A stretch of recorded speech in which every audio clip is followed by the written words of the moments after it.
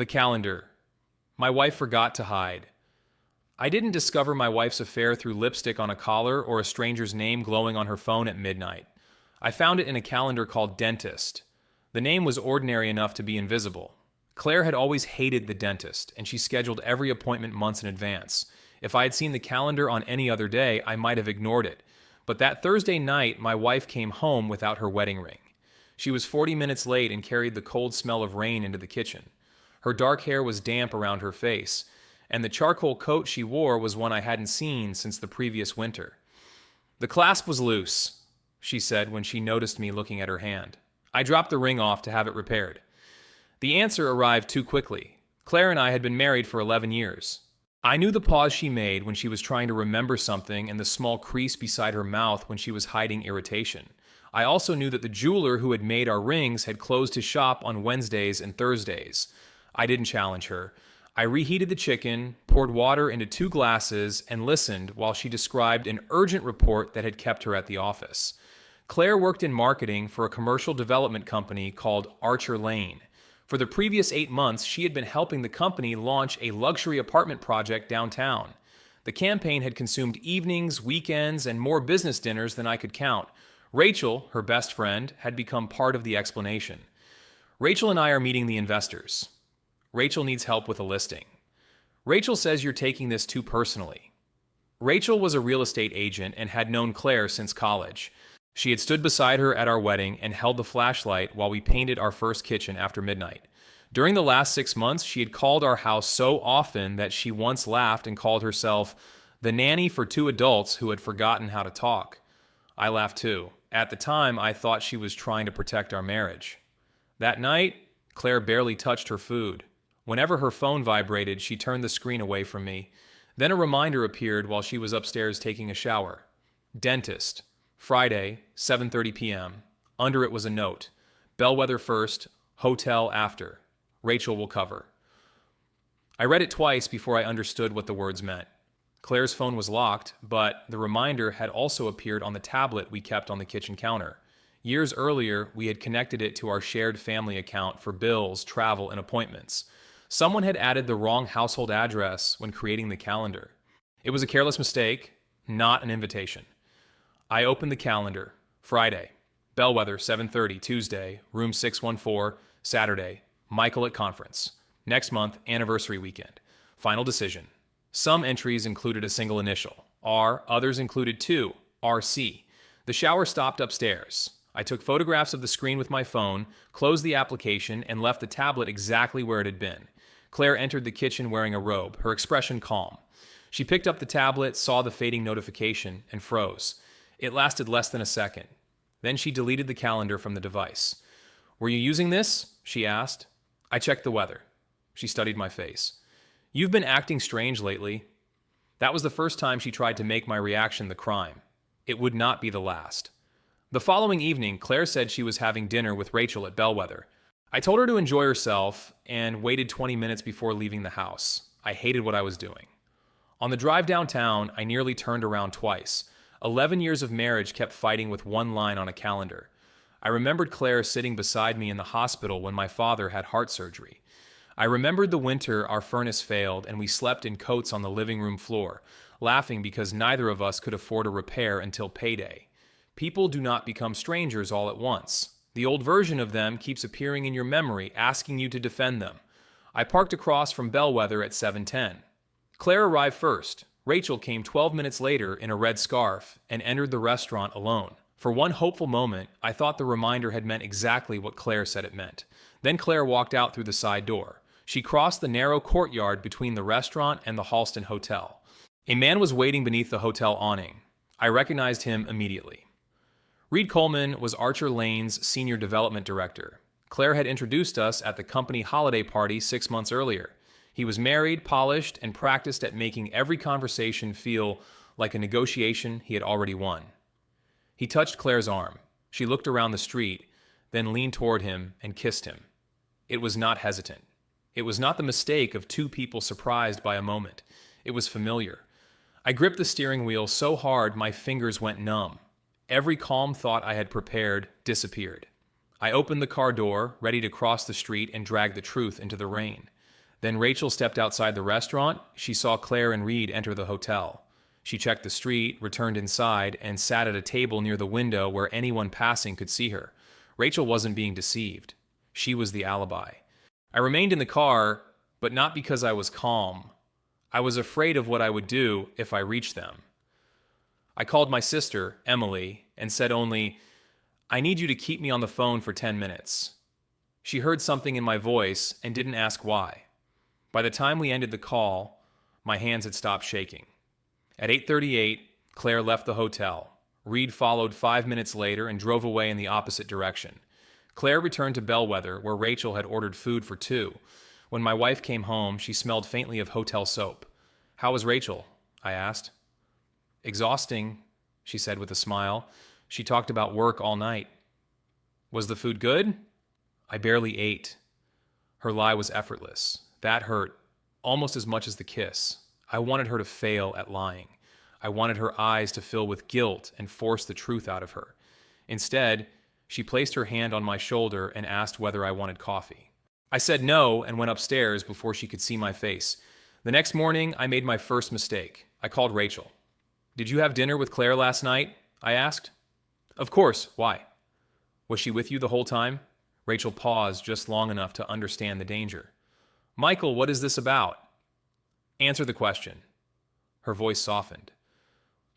"Claire told me you've been suspicious and angry lately. She's worried about you." I felt heat rise through my chest. I saw her leave the restaurant. "Then you followed your wife?" "I saw the hotel." Silence. "You need to be careful," Rachel said. "Watching her, making accusations, losing your temper, none of that will help you if this marriage ends." The sentence was not friendly advice. It was a warning. I hung up.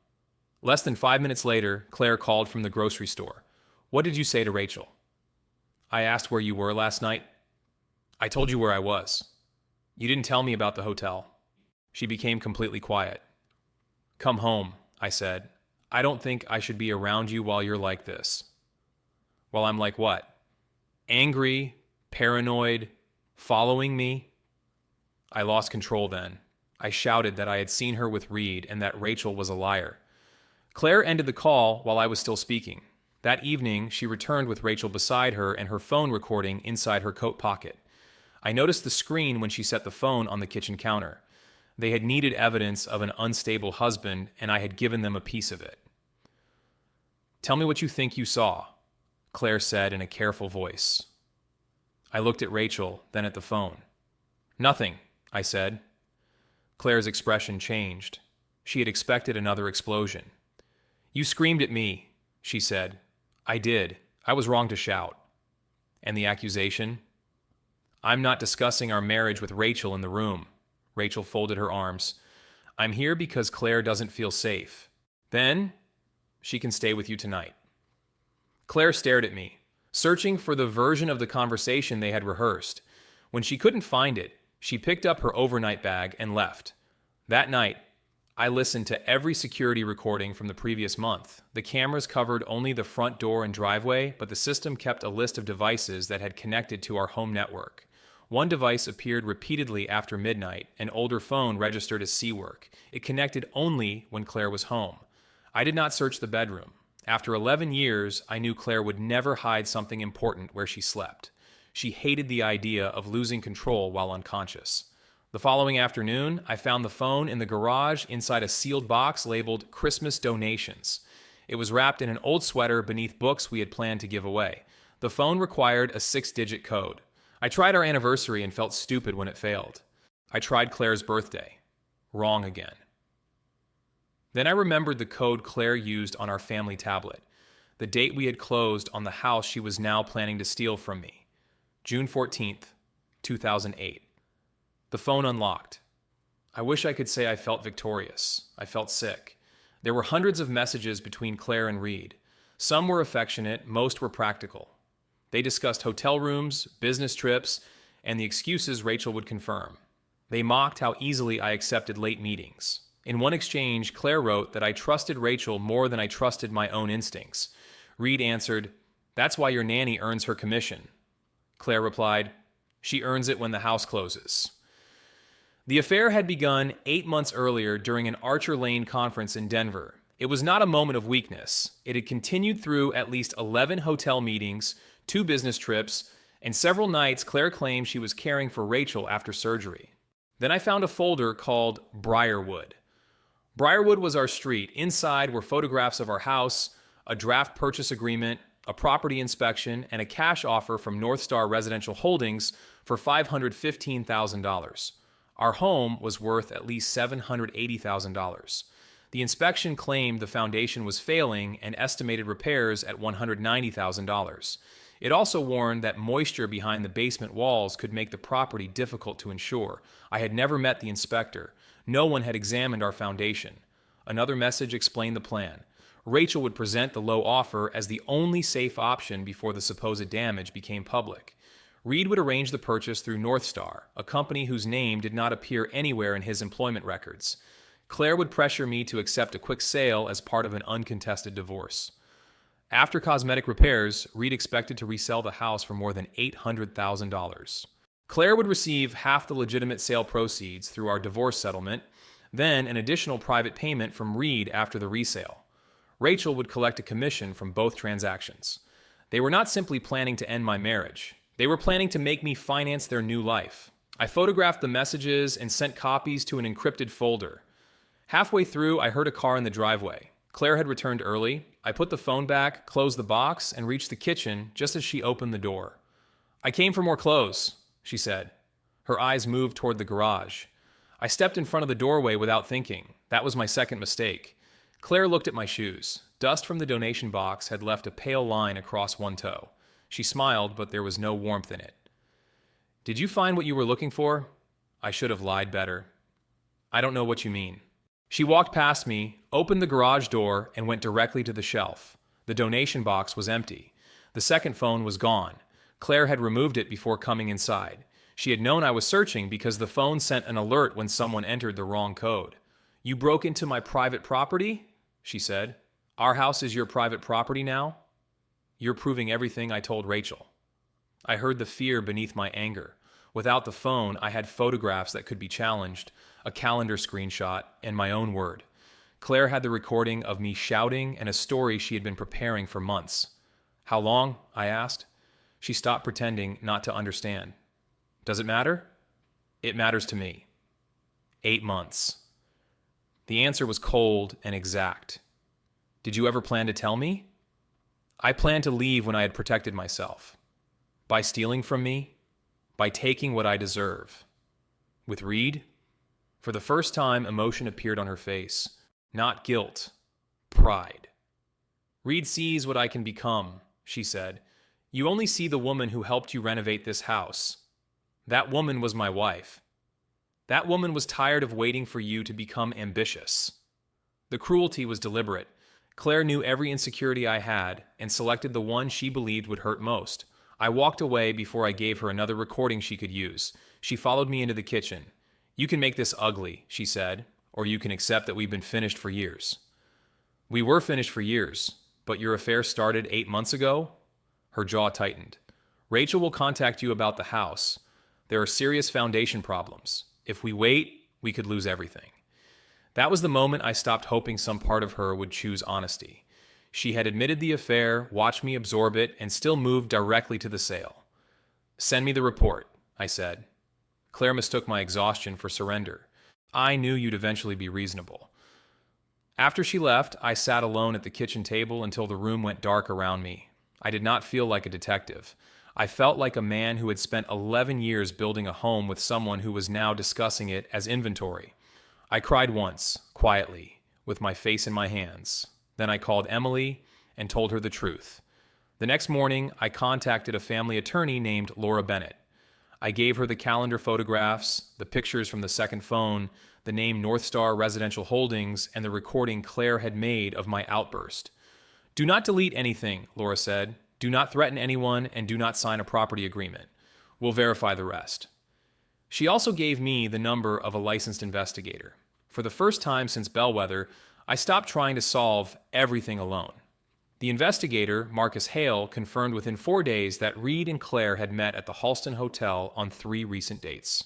He obtained photographs of them entering together and leaving separately. He also traced North Star through public business filings. The company was owned by an LLC controlled by Reed's older brother. Rachel was listed as the transaction agent. The inspector who signed the foundation report had lost his license 2 years earlier. The photographs of the cracks came from a house in another county that had been demolished the previous spring. An independent structural engineer examined our home and found no major damage. Laura found something even worse in our bank records. During the previous 6 months, Claire had transferred $38,000 from our joint home improvement account into a marketing vendor used by Archer Lane. The vendor then paid consulting fees to a company registered at Rachel's office address. The affair was only one betrayal. The theft had been happening beside it. My instinct was to expose them immediately. I drafted an email to Archer Lane, Reed's wife, Rachel's brokerage, and every friend who had listened to her described me as controlling. Laura stopped me from sending it. "Evidence is more valuable before they know how much you have," she said. "Let them keep following their plan." So I did. Rachel contacted me the next day with the voice she used when pretending concern. "Claire told me you know about Reed," she said. "I'm sorry. I encouraged her to be honest with you." I almost laughed. "Did you?" "I did what I could. But right now, you both need to protect the value that remains in the house. I have a buyer willing to take the risk." "North Star?" She hesitated. "Claire mentioned the offer?" She sent the report. "Then you understand the urgency. I want a clean divorce." Rachel exhaled, believing she had won. That's best for everyone.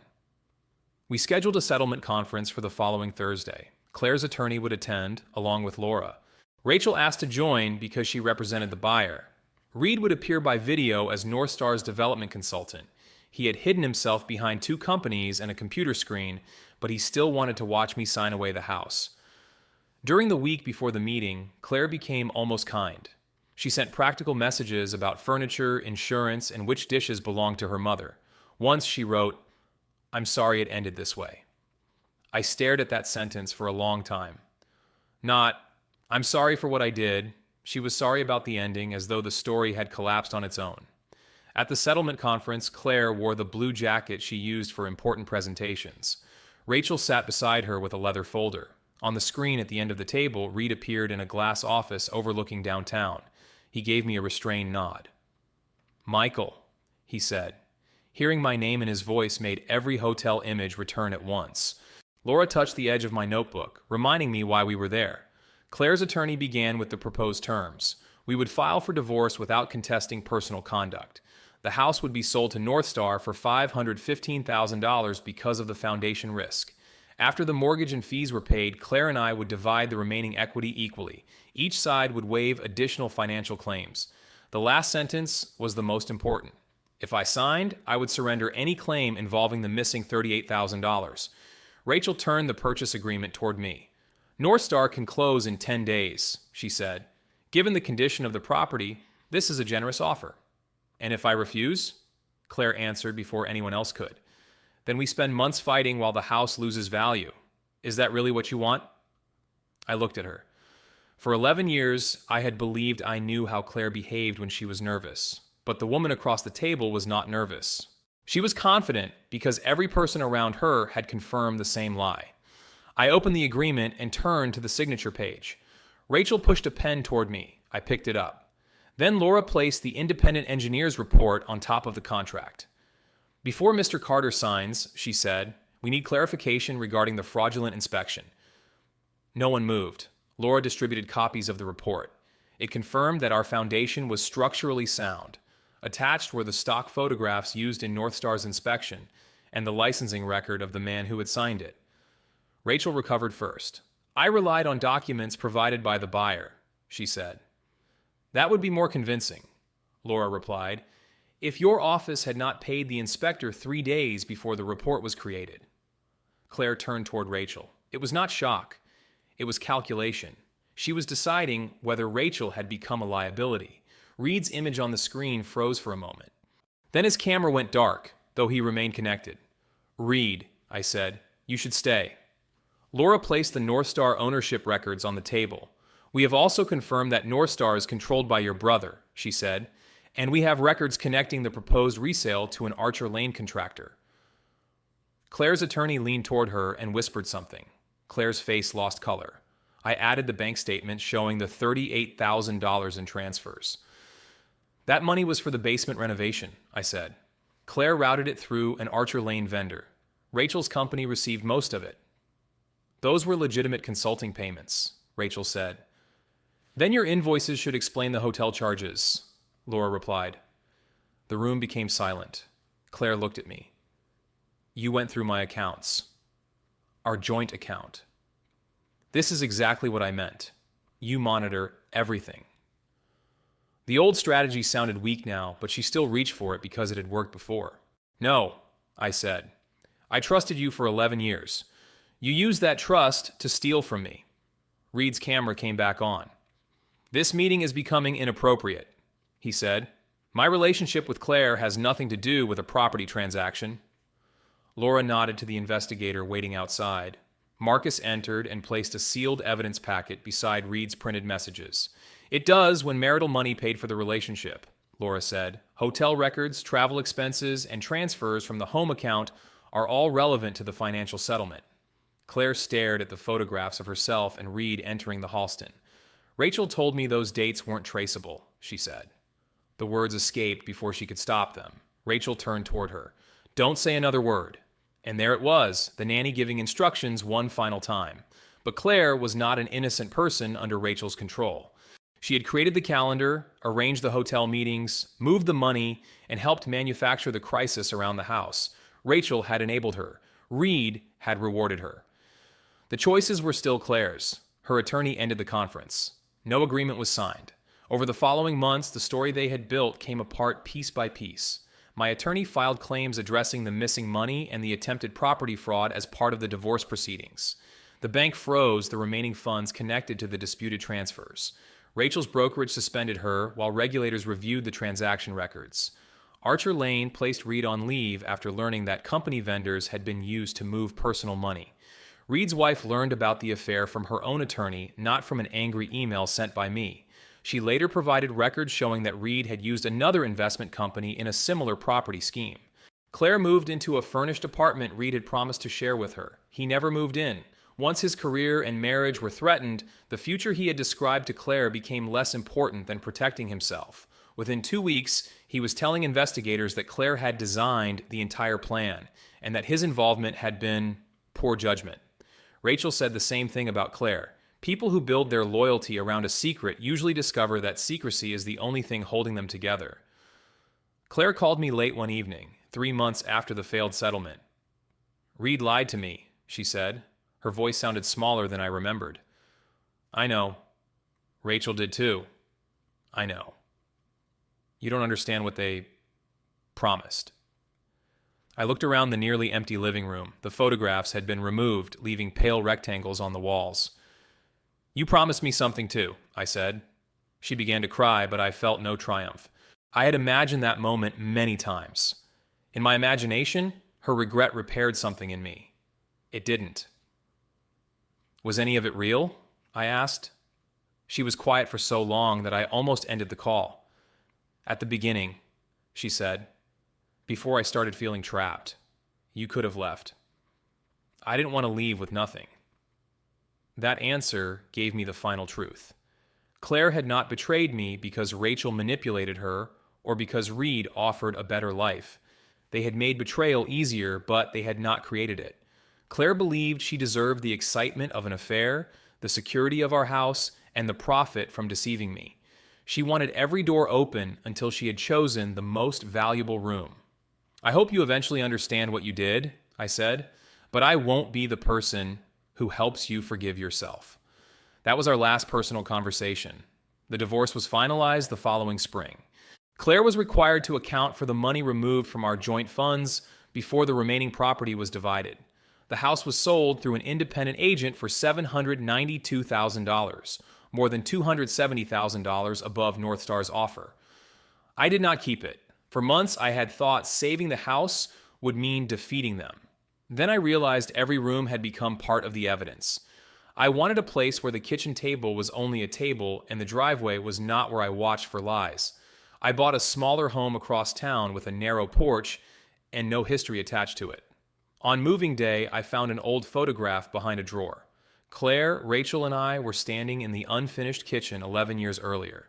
We were covered in paint and smiling at a future none of us understood. On the back, Rachel had written, "Somebody has to keep these two out of trouble." I looked at the photograph for a long time before placing it in a box of documents for my attorney.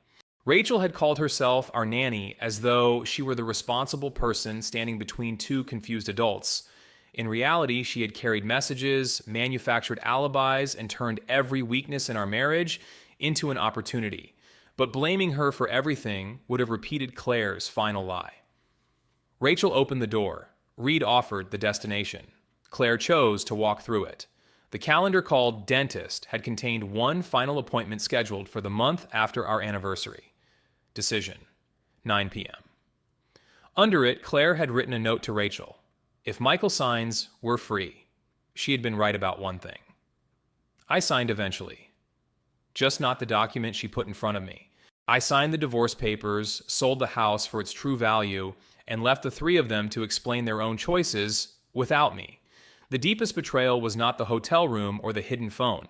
It was learning that the person beside me had studied my trust as carefully as I had studied her habits, and had decided it was the easiest part of me to use. I will never mistake silence for peace again.